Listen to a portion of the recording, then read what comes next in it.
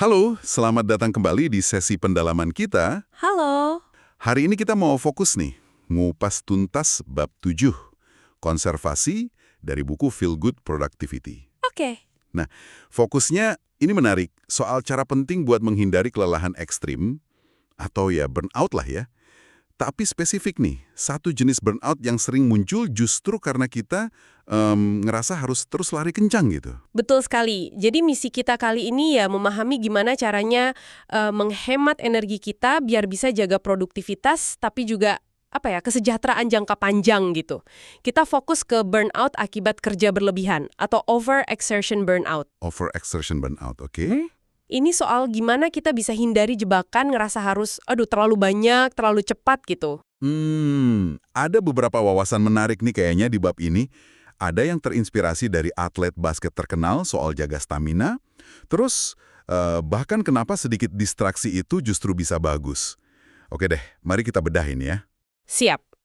Kita mulai dari ngenalin dulu kali ya, apa sih overexertion burnout ini? Boleh. Menurut definisi WHO, Organisasi Kesehatan Dunia, yang dibahas di buku ini tuh fenomena terkait kerjaan ya.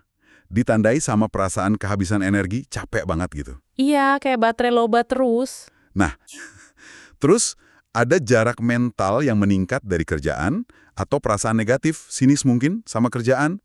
Dan ujung-ujungnya ya efektivitas profesional kita nurun.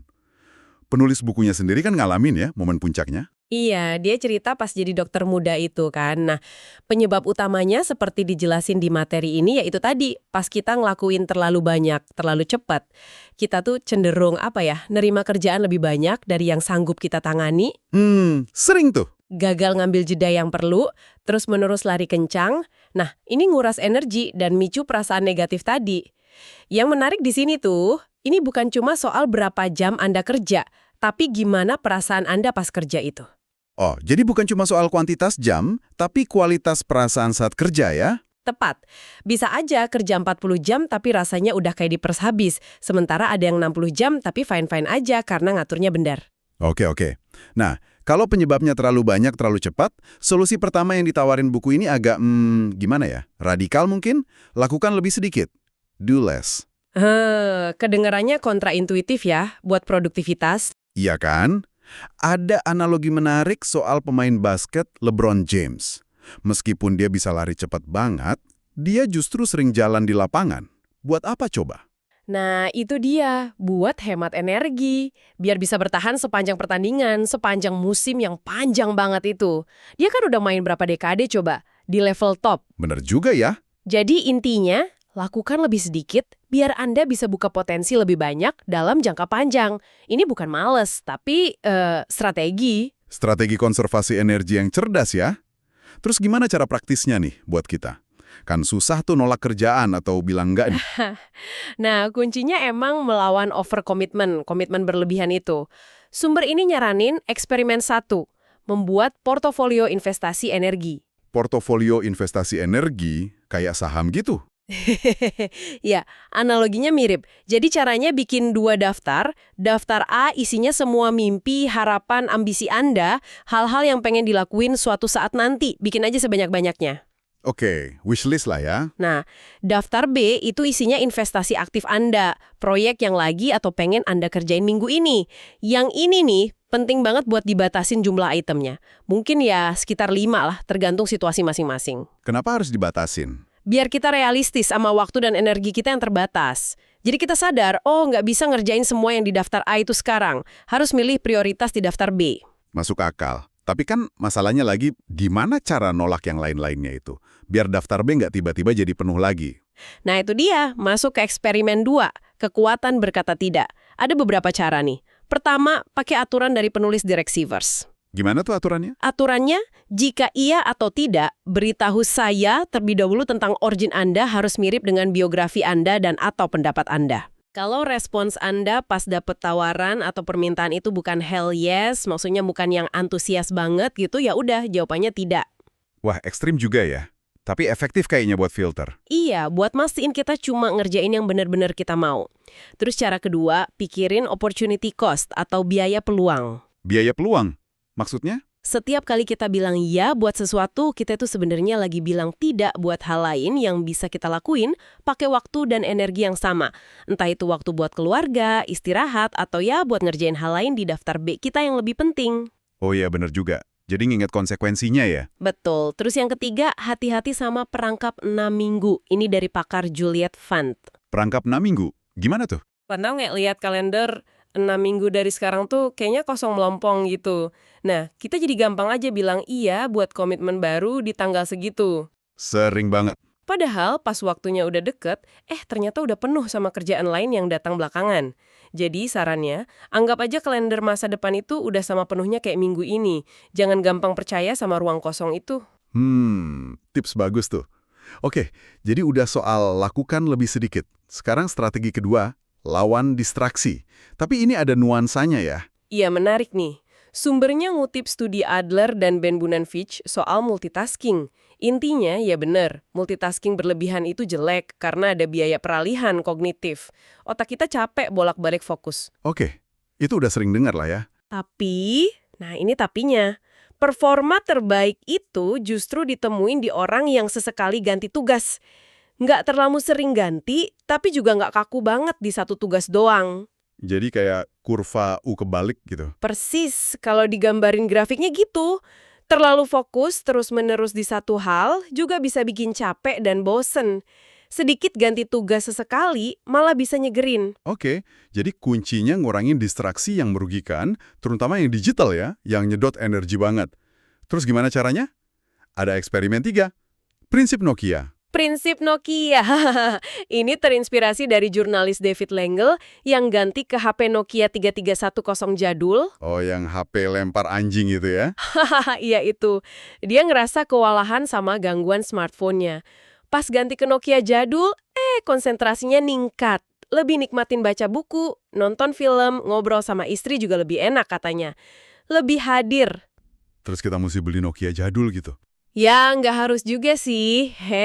Prinsipnya aja yang diambil. Kurangi akses ke distraksi digital yang paling nguras energi. Caranya bisa macam-macam. Kayak gimana contohnya? Bisa hapus aplikasi medsos yang bikin candu dari HP. Atau kalau sayang, ya pindahin ikonnya ke folder paling ujung, biar bukanya butuh usaha ekstra. Namanya nambah friksi. Oh, dibikin repot gitu ya aksesnya. Iya, atau akses medsos cuma lewat browser di komputer, jangan di HP. Atau paling simpel, matiin notifikasi yang nggak penting-penting amat. Intinya, bikin pilihan default kita tuh lebih dukung fokus. Oke, bikin distraksi jadi mahal di aksesnya. Selain itu, gimana kalau kita udah terlanjur ke distraksi? Kan suka keterusan tuh. Ada konsep failing with abandon ya. Nah, iya, ini jebakan psikologis banget. Misalnya kita lagi fokus kerja, tergoda buka Instagram 5 menit. Terus mikir, udah kepalang basah, ya udahlah lanjut aja main medsos seharian. Nah, itu.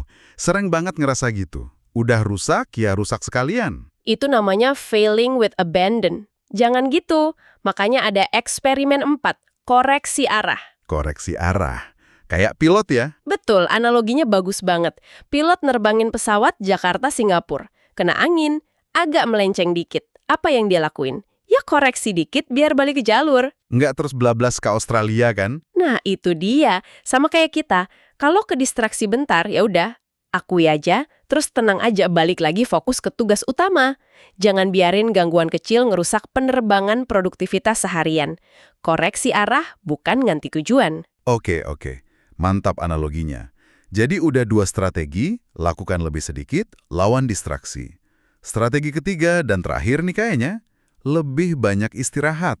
Ini sering banget dilupain. Justru ini mungkin yang paling dasar ya. Sumbernya ngutip studi Tyler dan Burns soal self-regulatory resources.